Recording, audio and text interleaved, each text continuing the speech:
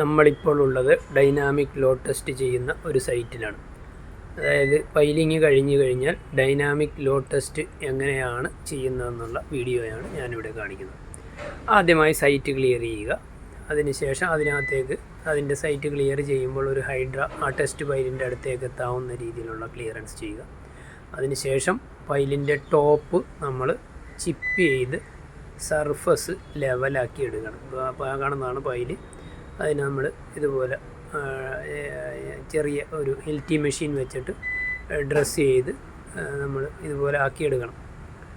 അത് ആക്കിയെടുത്ത് കഴിഞ്ഞിട്ട് പിന്നെ അങ്ങനെ എടുത്തതിന് ശേഷമാണ് നമ്മളുടെ അടുത്ത പ്രോസസ്സിലേക്ക് എത്തുക. അതിപ്പോൾ ഇതുപോലെ നല്ല പെർഫെക്റ്റ് ആയിരിക്കണം. അതായത് എന്താ പറയുക, അതിൻ്റെ മേളിൽ ചെറിയൊരു തിന്നായിട്ട് ഉള്ള ഒരു ലെവൽ ക്രിയേറ്റ് ചെയ്യാൻ വേണ്ടിയിട്ടാണ്. അതായത് നമ്മൾ GP2 വെച്ച് ക്രിയേറ്റ് ചെയ്യാൻ വേണ്ടിയിട്ട് ഇതേപോലെ ഡ്രസ്സ് അതിൻ്റെ ലൂസായിട്ടുള്ളതും സ്ട്രെങ്ത് ഇല്ലാത്തതുമായിട്ടുള്ള പാർട്ടുകൾ കംപ്ലീറ്റ് ചിപ്പ് ചെയ്ത് കളഞ്ഞ് റെഡിയാക്കി എടുക്കുക.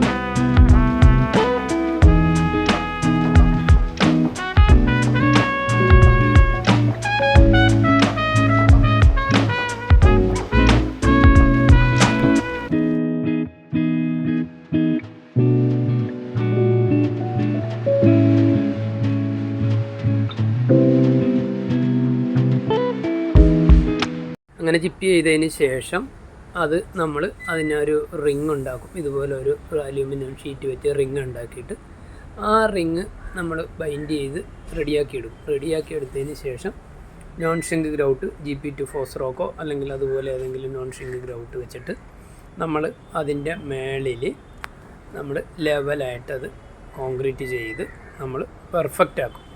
അങ്ങനെ പെർഫെക്റ്റ് ആക്കി അത് പിന്നെ കുറച്ച്, അതായത് മിക്സ് ചെയ്ത് വെള്ളത്തിൽ ഡയറക്റ്റ് അതിൻ്റെ പ്രൊപ്പോർഷൻ അനുസരിച്ച് വെള്ളത്തിൽ നമ്മൾ മിക്സ് ചെയ്ത് ആ സാധനത്തിനെ നമ്മൾ കോൺക്രീറ്റ് ചെയ്ത് ലെവലാക്കിയിടും.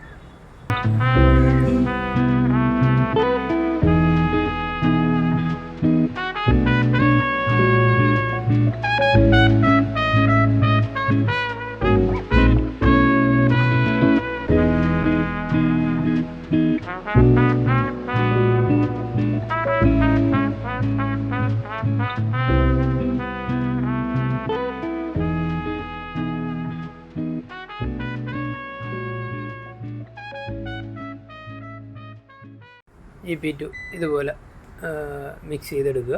വെള്ളത്തിൽ കറക്റ്റായിട്ട് മിക്സ് ചെയ്തെടുക്കുക. എന്നിട്ട് അതിൻ്റെ മേളിൽ ആ ടിൻ ഷീറ്റിൻ്റെ ലെവലിൽ, അത് വാട്ടർ ലെവൽ വെച്ചിട്ട് നമ്മൾ സ്പിരിറ്റ് ലെവലൊക്കെ വെച്ചിട്ട് ലെവൽ ചെയ്തിട്ടാണ് ആ ഷീറ്റ് വെച്ചിരിക്കുന്നത്. അതിൻ്റെ മുകളിൽ സ്ലറി പോലെ നിങ്ങൾ ഇങ്ങനെ ഇതുപോലെ ഇട്ട് ലെവൽ ചെയ്ത് അത് ഒരു 2-3 ദിവസം നല്ല ശരിയായിട്ടുള്ള രീതിയിൽ ക്യൂറിങ്ങിനിടുക. ക്യൂറിങ്ങിന് നമ്മൾ ചാക്കോ എന്തെങ്കിലുമൊക്കെ ഇട്ടിട്ട് വേണം ചെയ്യാനായിട്ട്. ഒരു കാരണവശാലും അത് ഡ്രൈ ആകാൻ പാടില്ല. അങ്ങനെ അത് ക്യൂറിങ്ങിനിടുക.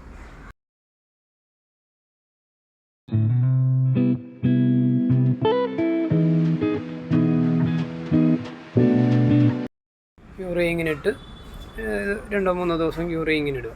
അപ്പോൾ അത് ക്യൂറിങ്ങിനിട്ടതിന് ശേഷം അത് സംഭവം സ്ട്രോങ് ആയി പിന്നെയാണ് നമ്മളുടെ പ്രോസസ്സിലേക്ക് നമ്മൾ കടക്കുക.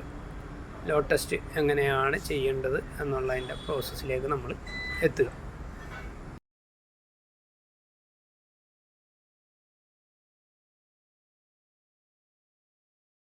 ഇനി നമ്മൾക്ക് ഹാമറിങ് പ്രോസസ്സാണ്. ഇപ്പോൾ ഇത് ക്ലീനായി ക്യൂറിങ് എല്ലാം കഴിഞ്ഞു. അപ്പോൾ ഇത് ഹാമർ എന്ന് പറയുന്നത് ഒരു റൗണ്ട് ഷീറ്റ് ആണ്. ഷീറ്റിനകത്ത് നമ്മൾ കോൺക്രീറ്റ് ചെയ്ത ഒരു വെയിറ്റാണ്. അതായത് 5 ടണ്ണോളം വരുന്ന ഒരു ഹാമറാണ്. അതാണ് ഈ സെറ്റ്. ഇതിൻ്റെ ഹാമർ കൊണ്ടുവന്ന് സെറ്റ് ചെയ്തിട്ടുണ്ട്. ഈ ഹാമർ നമ്മളൊരു ഫ്രീ ഫാൾ ഹാമറാണിത്.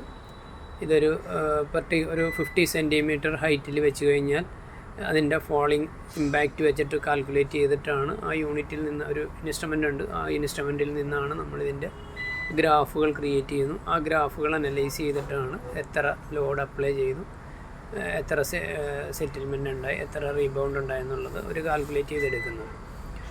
അപ്പോൾ അതിന് മുമ്പായിട്ട് ഇതിൻ്റെ 2-3 വർക്കുകൾ വേറെ ഉണ്ട്. അതായത് അതിൻ്റെ സൈഡിൽ നിന്ന് 2 കേബിൾ ഇട്ട് നമ്മൾ പിന്നെ മെഷീനിലേക്ക് ഫിറ്റ് ചെയ്യുന്നത് ഒരു ആങ്കറിങ് പോലെ ചെയ്യേണ്ടി വരും.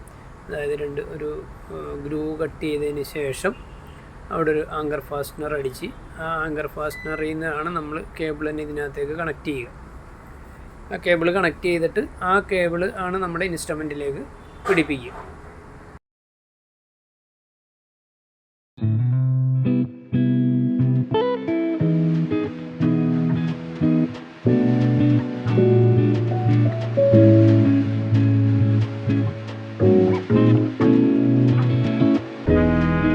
ഗ്രൈൻഡ് ചെയ്ത് അത് നല്ല സ്മൂത്ത് സർഫസ് ആകും. അതിൻ്റെ പ്രതലം അപ്പോൾ ഇതിൻ്റെ സർഫസ് ക്ലിയർ ആകും.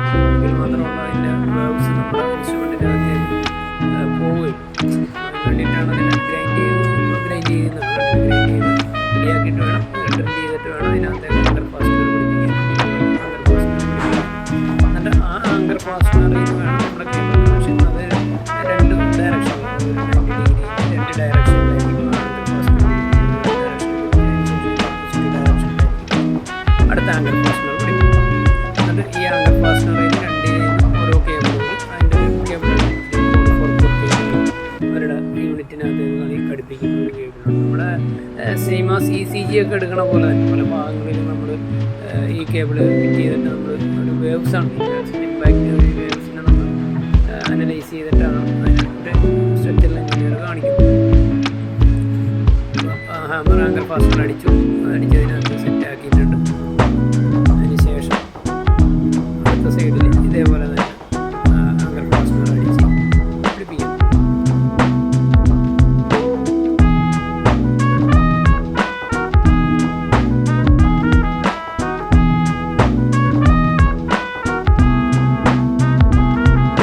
ആങ്കർ ഫാസ്റ്റനർ അടിച്ച് കഴിഞ്ഞിട്ട് ഒരു പ്ലേറ്റ് ഉണ്ട്. ആ പ്ലേറ്റാണ് ശരിക്കും ഇതുപോലത്തെ ഒരു പ്ലേറ്റ് ഉണ്ട്. ആ പ്ലേറ്റാണ് അതിനകത്ത് പിടിപ്പിക്കുന്നത്. ആ പ്ലേറ്റിൻ്റെ സൈഡിൽ നിന്നാണ് നമുക്ക് കിട്ടുന്നത്.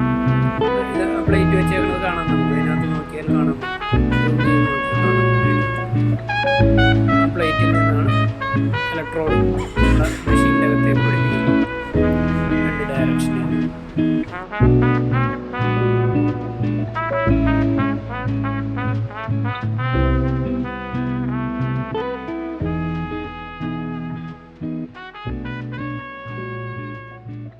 ഓപ്പോസിറ്റ് സൈഡിലും ഇതുപോലെ ഇലക്ട്രോഡ് പിടിപ്പിച്ച് ഇനിയിപ്പോൾ അത് ഹാമറിങ്ങിൻ്റെ പ്രോസസ്സിലേക്ക് പോവുകയാണ്. നമ്മൾ ഹാമറിങ്ങിൻ്റെ പ്രോസസ്സിലേക്ക് പോകുന്നതിന് മുമ്പായിട്ട് അതിൻ്റെ ആ ഒരു ഹൈറ്റിനെ ബന്ധപ്പെടുത്തിക്കൊണ്ടാണ് എത്ര ഹൈറ്റിൽ നമ്മൾ ഫോളോ ചെയ്യുമ്പോഴാണ് ഇതിനകത്ത് ആ റീഡിങ്. ഇതാണ് അതിൻ്റെ ഇൻസ്ട്രുമെൻറ്റ് റെഡിയായിട്ട്. ഇപ്പോൾ ഇൻസ്ട്രുമെൻറ്റ് സെറ്റ് ചെയ്ത് റെഡിയായിട്ട് ഹൈസ്റ്റൈൻ പൈലോട്ട് ടെസ്റ്റിൻ്റെ ഇൻസ്ട്രുമെൻറ്റിൻ്റെ ഒരു ചൈനാമിക് ഇൻസ്ട്രുമെൻ്റാണ്. ഇതിൽ വരുന്നൊരു വേവ്സിൻ്റെ ഇമ്പാക്റ്റ് വെച്ചിട്ടാണ് നമ്മൾ കാൽക്കുലേറ്റ് ചെയ്തെടുക്കുക. അതാണ് ഹൈസ്റ്റൈൻ പൈലോട്ട് ടെസ്റ്റ് എന്നുള്ള അതിൻ്റെ ഒരു നെയിം തന്നെ.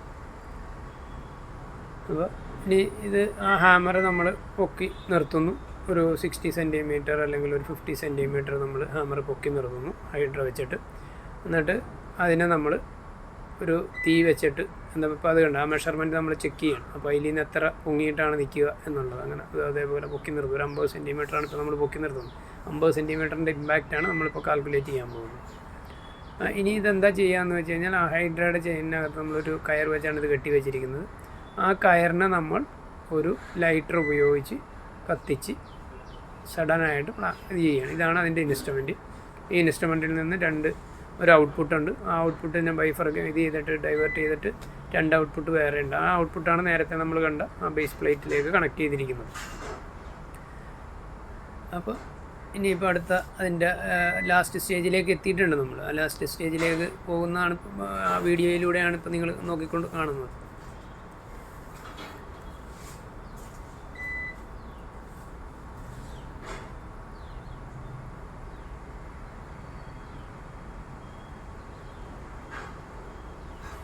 ഹാമർ സെറ്റ് ചെയ്യാനായിട്ട് കുറച്ച് സമയം എടുക്കും. കാരണം എന്ന് വെച്ച് കഴിഞ്ഞാൽ കറക്റ്റായിട്ടത് സെൻറ്ററിൽ കറക്റ്റ് ആ പൈലിൻ്റെ സെൻറ്ററിൽ കറക്റ്റായിട്ട് വീഴണം. അപ്പോൾ അത് കറക്റ്റായിട്ട് നമ്മൾ പോയിൻ്റ് ചെയ്യേണ്ടിയിരിക്കും. അപ്പോൾ അതൊരു സ്കിൽഡ് ജോബാണ് ശരിക്കും. അതിൻ്റെ സ്കിൽഡായിട്ടുള്ള ആൾക്കാരത് ചെയ്യും, കുഴപ്പമൊന്നുമില്ല, നമുക്ക് ഫീൽഡിൽ കാണാൻ പറ്റും. കാരണം ഹൈഡ്ര ജസ്റ്റ് അത് അപ്ലിഫ്റ്റ് ചെയ്ത് വെച്ചിരിക്കുന്ന ഒരു ഇത് മാത്രമേ ഉള്ളൂ.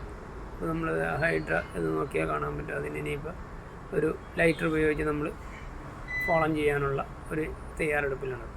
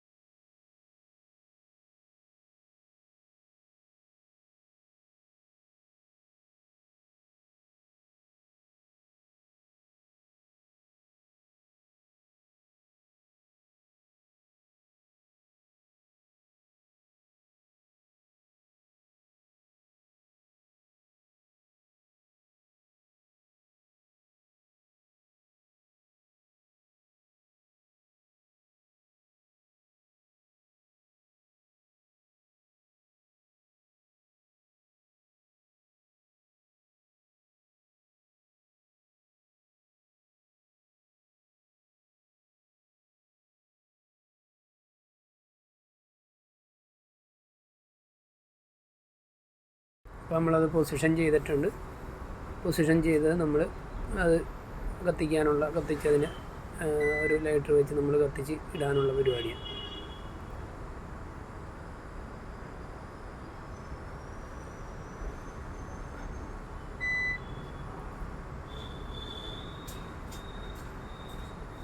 ഇതേപോലെ ആ ചരടിനെ കത്തി ഫോളം വെച്ചിരിക്കുക, കത്തിയിട്ടുണ്ട്, ഫോളനായി നോക്കിയാൽ മനസ്സിലാവും. ഇതേപോലെ ആ ഹാമറിനകത്തേക്ക് അത് വീഴുന്നു, ആ ഇമ്പാക്റ്റ് നമുക്ക് ഇപ്പുറത്ത് കിട്ടുന്നു. ഇതുപോലെ നമുക്ക് ഇൻസ്ട്രുമെൻറ്റിനകത്ത് റീഡിങ് കിട്ടും. 655 ടൺ ലോഡ് അപ്ലൈ ചെയ്തതുപോലെ കാണിക്കും. അതിൻ്റെ ഡിഫ്ലക്ഷൻ എന്ന് പറയുന്നത് 3.3 mm ആണെന്നുള്ളത് മനസ്സിലാവും. അങ്ങനെ ഈ റീഡിങ്സ് എല്ലാം വെച്ചിട്ടാണ് നമ്മൾ ഡീറ്റെയിൽഡ് അനാലിസിസ് ചെയ്ത് ഇതിൻ്റെ റിപ്പോർട്ട് റെഡിയാക്കുന്നത്.